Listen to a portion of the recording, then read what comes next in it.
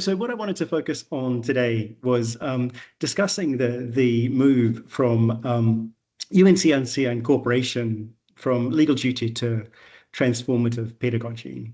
The incorporation of the Convention on the Rights of the Child was the most important thing that we could do in legislative terms to ensure that children's rights are respected, protected, and fulfilled. And so what I wanted to cover today was a look at, right, is that changed again? I'm sorry.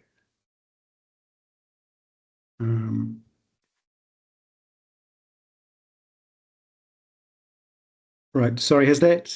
It has changed again, Bruce. See if you just go back to the top this time. It looks like the icon you should be able to click on that. Yeah. That's it now. Okay. That's it. Okay, that's causing me a little bit of problems. I might just leave it like this if people are okay with that size of screen. That's okay. Yep, that's no problem. Yeah. Grand. So what I wanted to touch on is what does this mean in practice for teachers, students, local authorities, and government? So what does this actually mean? So I want to outline the new legal duties that are placed on local authorities and the enhanced routes for accountability and remedy, and the practical implications for decision makers within education settings. And so beyond compliance, incorporation creates this unique opportunity to transform the work that we do, to embed children's rights as a lens through which we design curricula and shape relationships and structure learning environments to enhance inclusion, to improve well-being, and to strengthen educational outcomes. What I want to explore today, what incorporation means in legal terms, what incorporation means in practice, and then look at some of the opportunities which we see before us. And it's important to see incorporation as the next stage in a journey that's taken over 100 years of looking at children's rights as a story of dignity, agency, and voice, right back from the 1924 Declaration on the Rights of the Child, which recognized children's right to food, health, and relief, to put them first in times of crisis, right through to the landmark achievement of the 1989 Convention on the Rights of the Child, and recognizing that technology's radically changed our lives and brought incredible opportunities, but also creating unforeseen new risks. And crises such as the climate change, the global pandemic, and major conflicts have exacerbated poverty and impacted on physical and mental health, causing really devastating impacts on children and communities. And so this has all raised serious questions about the effectiveness of the international rights framework and how it applies. And so we know, and you'll all be familiar with the fact that the Convention on the Rights of the Child was adopted in 1989. It's the most widely ratified human rights treaty in the world, and that it starts with the idea that children should grow up in an environment of happiness, love, and understanding, really recognizing children as rights holders and focusing on their rights to survival, development, protection, and participation, set around these guiding principles around non-discrimination, best interest, the right to life, survival, and development, and importantly, that right to be heard, but also imposing obligations on the state to use all available resources to the maximum extent possible. And so this leads us into some fascinating conversations in relation to budgets. I wasn't able to bring any children with me this evening, but it's important that their voices are right at the heart of any discussion that we have. And when we marked the 30th anniversary of the Convention on the Rights of the Child, I asked children across Scotland to come up with 7-word stories about why children's rights were important to them. And they came up with some fantastic ones. I really challenge all of you to try and have a play with that. And I know when John comes on, we'll be talking about language. But one of the things that you'll already have noticed from me is, as a lawyer, I struggle to say things concisely and I ramble on. But using just 7 words, how do you define some of these complex concepts? And so children came up with things like, rights are help before you even ask, which to me explains this positive obligation which rights place on states to provide the things that children need. They said things like, my rights are my armor to me, demonstrating the protective element of rights and that right to protection. They said, my rights give me power, freedom, and courage, highlighting that children can be empowered by their rights and recognizing participation rights and decision making. And so those 3 Ps, provision, protection, and participation, along with the right to a preventative approach, really capture the intention of this UNCRC. One of my other favorites was children have rights, dinosaurs don't, they died. And that's not to suggest a causal link between a strong rights framework and the demise of the dinosaurs, but rather that there needs to be a strong rights framework and a preventative approach to be essential for the future. I really like that one. So we have this rights framework which covers all aspects of children's lives and tell us what those in power must do. It covers adequate standard of living, the highest attainable standard of health, and education which develops children to their fullest, and extra care and protection for disabled children, care experienced children, and others. That strong focus on participation rights, that children have the right to be part of any decision which affects them, recognising some of the limitations that they have in terms of political and economic power, and linked very strongly to that obligation to use all available resources to the maximum extent possible. In Scotland, we're hugely lucky because we have passed this landmark piece of legislation, which brings directly the Convention on the Rights of the Child into our domestic law. It places new statutory duties on public authorities. So anyone who's delivering a public function, including schools, local authorities, education, government, have to act compatibly with the convention at all times. So every decision, every policy, every practice.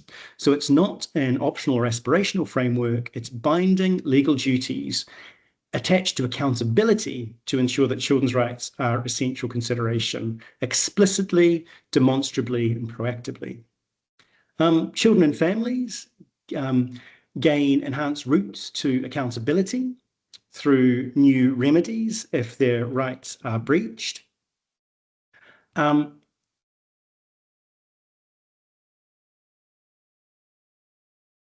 If their rights are breached. And so this ability to challenge through the courts and hold those in power accountable, the aim of this is not to increase the amount of litigation, but rather to drive a cultural change. And the studies that have been done internationally on incorporation show that we don't see a huge upsurge in litigation, but what we do see is a culture change in decision making, using tools like impact assessments and rights-based budgeting to ensure better decision making, and more use of children's rights in the cases that are complex and do end up in court anyway. But this is supposed to be a driver for cultural change. There's a proactive duty to consider children's rights. And this really drives an anticipatory compliance model, meaning public authorities have to embed rights in their structures and decision makings. As I say, impact assessments, resource allocation, and policy formulation. And so for teachers and school leaders and all of us, this means strengthening rights and impact assessments, clearer justifications for decisions affecting learning, safety, inclusion, and support, and that shift to a preventative approach. The courts and public authorities have interpretive duties to read in not just the text of the convention itself, but also all of the soft law and the work that the Committee on the Rights of the Child has done to help us understand rights. And this is particularly important with things like rights in the digital environment, environmental rights, our understanding of child psychology. And so the Convention is a living document and is updated through things like general comments, these authoritative statements that the committee makes, and concluding observations, the report card which the UN gives to Scotland, and really makes incorporation much more visible in all that we do. And so landmark piece of legislation, moving from rhetoric to reality, broadly defined, including every child up to 18, bringing in things like general comments and ensuring measures of implementation through things like the Children's Rights Scheme, requirements for impact assessments and budgets, etc. What does this mean in practice for the education sector? So decision-making must be rights-based. So when deciding on planning for children's education, curriculum pathways, timetable adaptations, resource allocation, support planning, digital access, transitions, every single element of education has to be framed through a rights lens. There are elements of scope in terms of how far the current education legislation in Scotland falls within scope. I'm intentionally avoiding that at the moment, but maybe we'll come into discussions later. But my strong point is that the convention already exists. It's already built into our legislation, and insofar as the Incorporation Act applies, it brings in these strong accountabilities, and anyone who tries to avoid these accountabilities through arguments about reserved scope, I think is asking for some trouble. So when we look at the rights engaged, obviously the best interest of the child, the use of available resources, a child's view, the really strong education rights which sit within Article 28 and Article 29 of the Convention. And while you can't have favourites, all rights are equal and interrelated and interdependent, I strongly associate with the language of Article 29 of the Convention, which talks about a really holistic approach to children, that the purpose of education is to empower children and develop children to their fullest potential. And so I think that's really, really important. Understanding links between health and mental health and adequate standard of living and care experience and immigration status and conflict with the law, all of those things play into an holistic obligation that we have in relation to rights. And so that daily pedagogy has to reflect children's rights, that rights aren't a bolt-on, they form a framework for how teaching and learning has to happen. So this links very much to the work that you all champion and lead around relationships built on dignity and respect, learners actively involved in shaping their experience, restorative approaches rather than punitive ones, teaching that reflects diversity, identity, equality, and learning environments where children feel safe, listened to, and able to express themselves. And this means that school leadership really is rights leadership. And so head teachers and senior leadership teams have these statutory responsibilities to create the structures to make rights real. So policy aligns with the UNCRC, professional learning on rights, monitoring processes, participation processes, and a really strong culture of accountability. So as school leaders, that inclusion is really central to transformation. And local authorities have to redesign systems and services, not just in relation to additional support needs, but across the board, from transport planning, digital infrastructure, attendance. Every system has to be tested against UNCRC compliance. And that particularly includes budget decisions, because children's rights don't disappear at times of austerity. Rather, that obligation to use available resources to the maximum extent possible is reinforced. And so it means that government must govern differently. We've got an election here in Scotland coming up in the next few months. And one of the key requirements of our next government is to demonstrate how legislation and policy are compatible with the UNCRC, better evidence, stronger impact assessment, and deeper engagement with children's experience, linking very strongly to the work that you're all doing. And education academics have a real vital role. You're really the bridge between law and lived experience. And the research community can really play an important role in evaluating the impact and highlighting gaps, supporting professional learning, developing rights-based pedagogy and curricula frameworks, amplifying children's voices, and holding systems to account. This really is a once-in-generation chance for research to help shape practice and scale.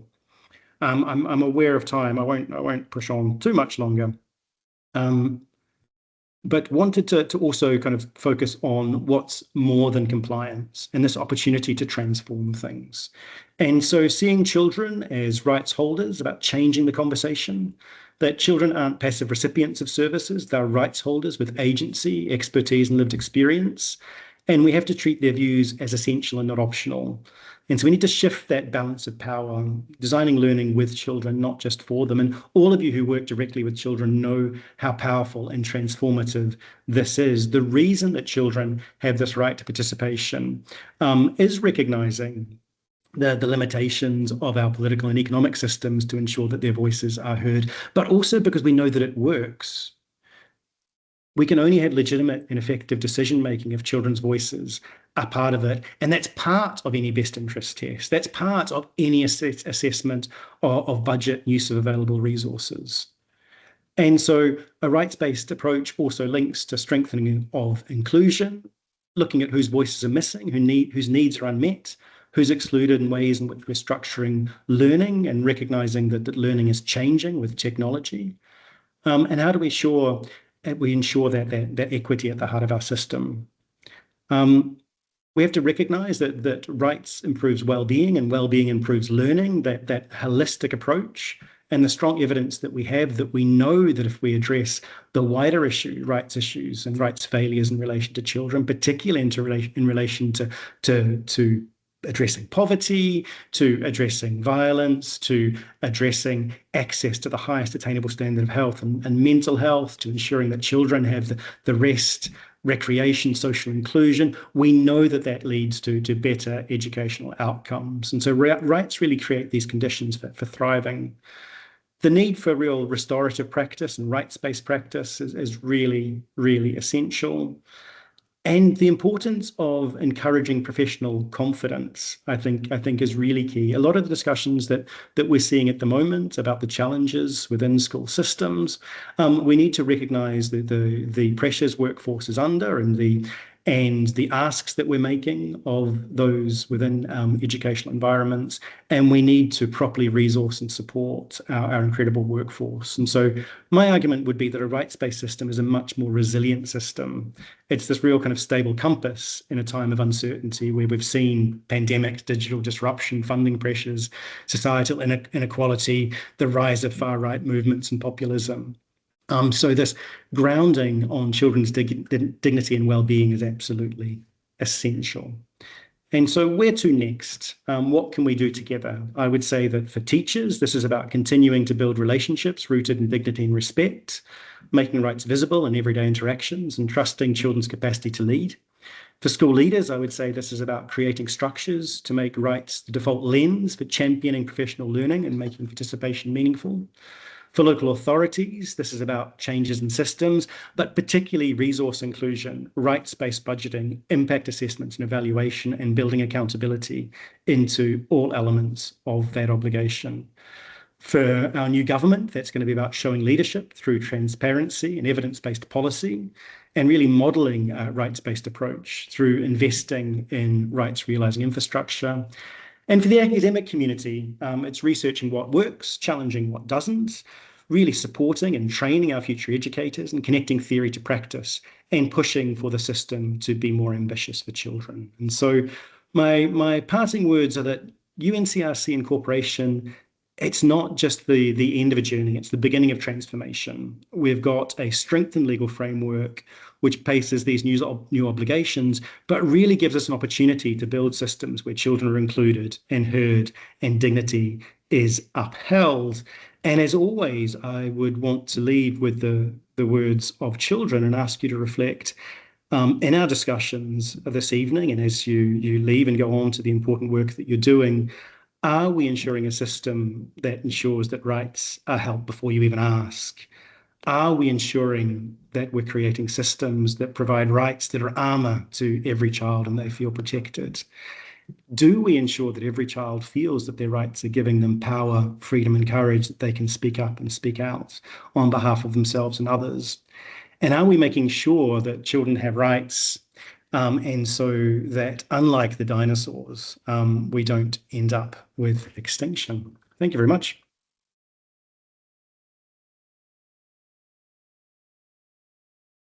That's great, Bruce. Thank you so much. That was really excellent. I've got so many questions. I'm sure everyone else has. But what we'll do is we'll do the questions after we've listened to John's presentation. So please keep a note of your questions, everyone. And John, just whenever you're ready to take over.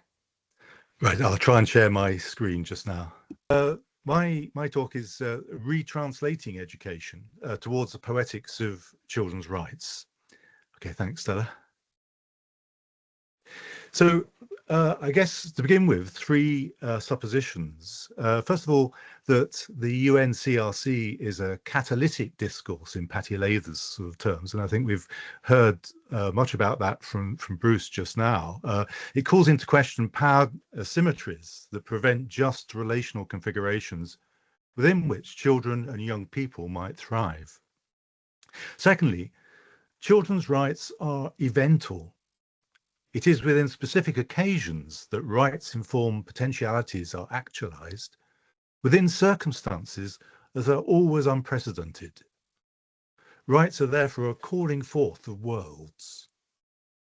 But for this to take place, the legal text of the UNCRC articles must be translated into state law, educational policy, professional standards, pedagogical practice, and children and young people's lived horizons of concern. Thanks, Sarah. And this can be represented as, if you like, an international economy of rights in translation, where you have the rights from 1989. The first translation is into the national context as Bruce was describing, then into policy, then into usually performance indicators of some kind. It could be the GDCS standards, and from which professionals enact them within a particular context and engage with young people in relation to that. And then there are forms of accountability which involve monitoring and feeding back that both inform future policy. And this gives rise to a number of different sorts of questions. Questions about mapping distinct translations. How are these affected? How might these be performed? Comparing translations between schools or regions, and then evaluating them. Is this the most felicitous translation?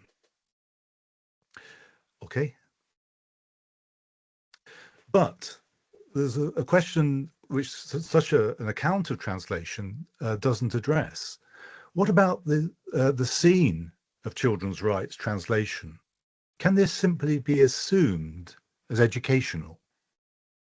What if an educational milieu where these rights are to be translated has itself already been translated into a discourse that is other than educational in a fuller sense?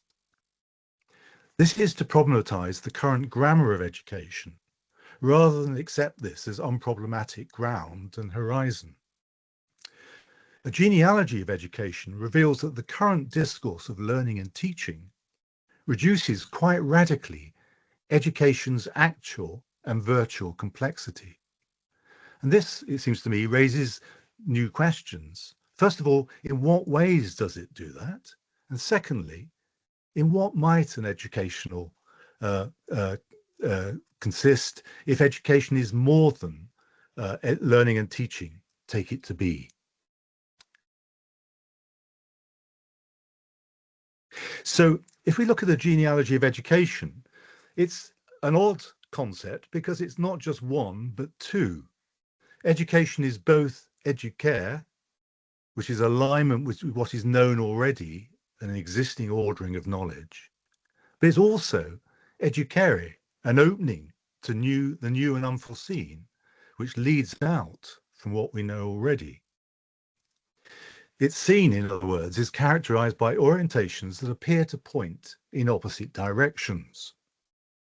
So we can say from this that an education milieu is therefore characterized by impossibility. It's aporetic. It's two directions of forces pointing in opposite directions. But it's not an impossibility in a logical sense, but in an existential one. It's an impossibility that has to be negotiated in order to find a way through. And this is why Catherine Keller, for example, talks about im-stroke possibility rather than just simply a logical one. Impossibility with a stroke in there is to suggest that there's a way through, but it always has to be found afresh. Such an account is unsettling. It's beset by forces and atmospheres that are usually only felt or seen by their effects. It isn't calm, transparent, or easily represented. So it calls for a language that is felicitous, resonant, and that promotes negotiations of these unseen forces that are enacted within education.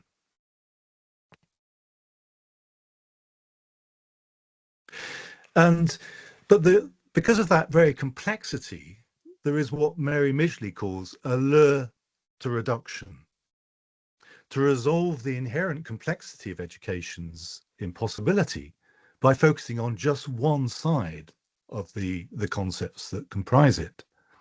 This is to try and create a stable scene that can be represented, to focus on an introduction to what is already known, educare, and the current dominance of the discourse of learning and teaching, what Hurt Biester calls learnification, tries to set out everything in advance. So it focuses on one side of education's tension.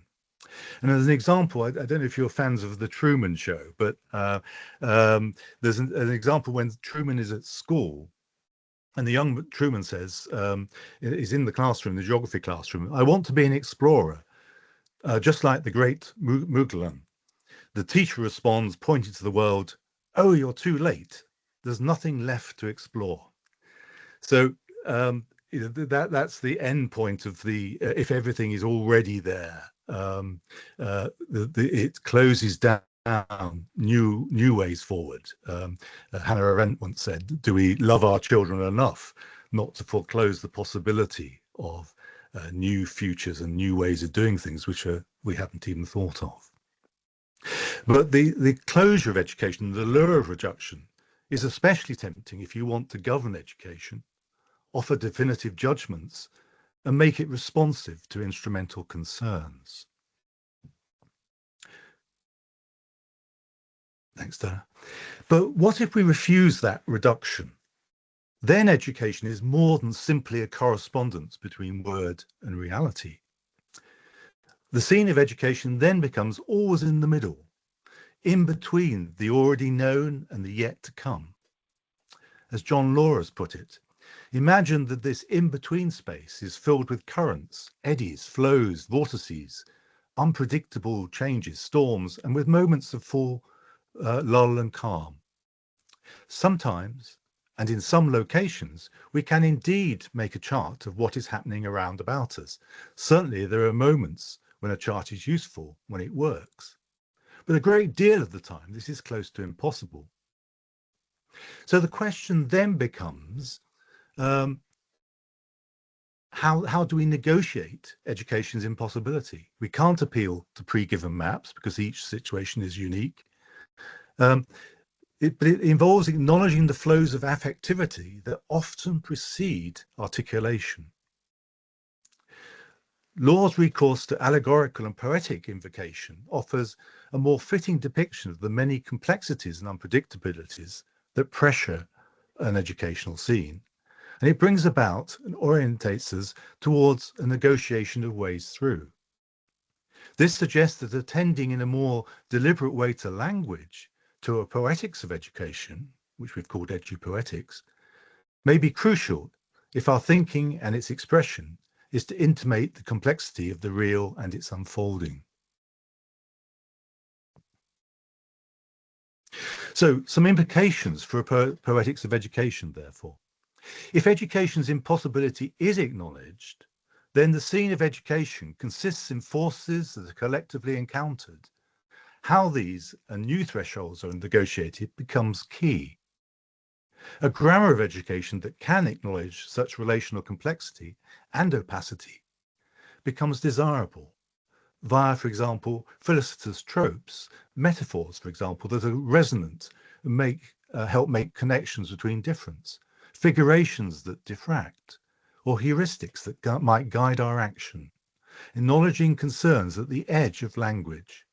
So forms of speech that include apophatic poetics that acknowledge the unknowing that usually attends the negotiations of new thresholds of understanding.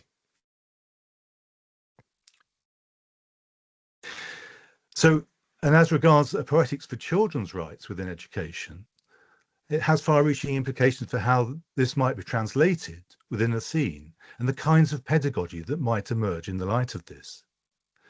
In the book, A Poetics of Education, we address a variety of educational scenes and thematics to do with desire, decoloniality, the university, climate change, and leadership, etc., in dialogue with philosophies to help articulate what is at stake educationally for a poetics of education.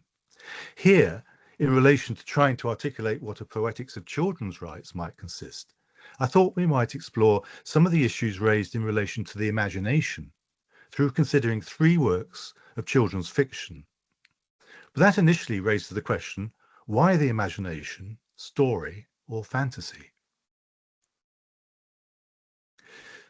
So why children's fiction? Well, for children and young people, Ursula Le Guin says, adolescents struggle fiercely and consciously to understand their world, make sense of it, cope with it, make moral choices. Story is perhaps the most flexible tool at the disposal of mind. With it, we remake reality, we retell events, we imagine alternatives, we figure out how to live according to our desires and according to our needs. The truth of story is not fact. Story tells human truth, serving ethical questioning, human community, and spiritual longing. And then for adults, according to Catherine Rundle, this has a direct bearing upon what we attend to, how we attend, and where this might lead. Here, questions of memory and forgetting and imagination become key. In particular, children's fiction, as she puts it, helps us re-find things we may not even know we have lost, when new discoveries come daily, before the imagination was trimmed and neatened. In her book, the children's fiction, The Explorer, it involves a plane crash in the Amazon, and a group of children have to navigate a way through. The story concerns effective exposure and collective thresholds.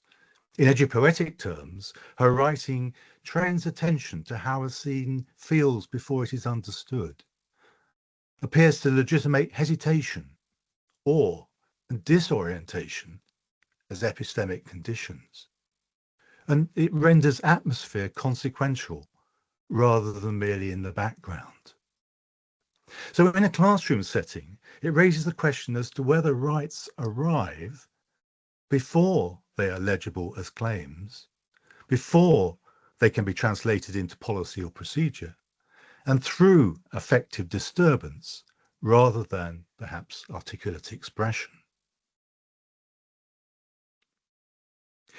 Ursula Le Guin's novel, The Wizard of Earthsea, which is much better than Harry Potter, by the way, is by contrast, it works with atmosphere as a slow ontological climate.